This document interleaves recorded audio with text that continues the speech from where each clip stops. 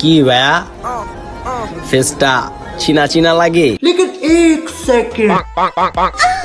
হ্যাঁ, আমি তো অবশ্যই বাংলাদেশের সানি লিওন, কারণ হচ্ছে ও ইন্ডিয়া যে দেশটা সেখানে হচ্ছে সানি লিওন কাঁপাচ্ছে, আমিও ওইরকমই হব। আমি উপরের দিকে নিয়ে থাকবো।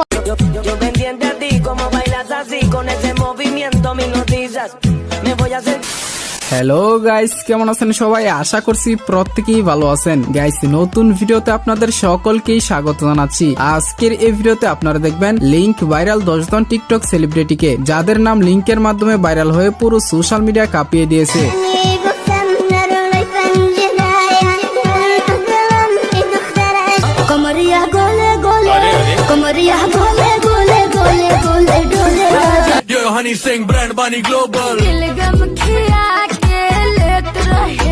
সুতরাং গাইস, আমাদের সাথে আপনিও কারা সেই 10 জন সেলিব্রিটি, কেন তাদের লিঙ্ক ভাইরাল হলো, আর ভাইরাল হওয়ার পর তাদের লাইফে কোন ধরনের প্রভাব পড়েছে, বিস্তারিত বিষয় জানতে সম্পূর্ণ ভিডিওটি দেখতে থাকুন। ভিডিওটা আমি আম্মুকে পাঠালাম। এটা কতটা পরিমাণে একটা লজ্জা একটা মেয়ের জন্য, যে একটা মেয়ে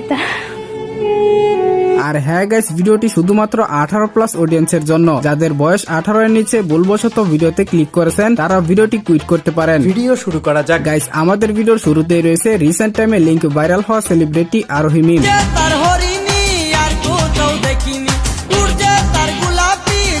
এই মুহূর্তে সোশ্যাল মিডিয়াগুলোতে আরোহী মিমকে নিয়ে আলোচনা সমালোচনা চলছে। আরোহী মিমের নাকি 3 মিনিট 24 সেকেন্ডের গোপন একটি ভিডিও ফাঁস হয়েছে। আরোহী মিম কি ভিডিও আপলোড দিল রে বাবা!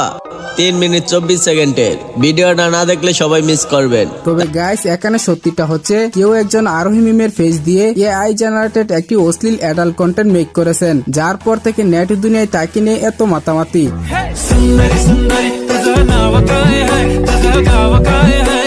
যাই হোক গাইস, এরপরে আমাদের লিস্টে রয়েছে টিকটকার রিদি জাহান।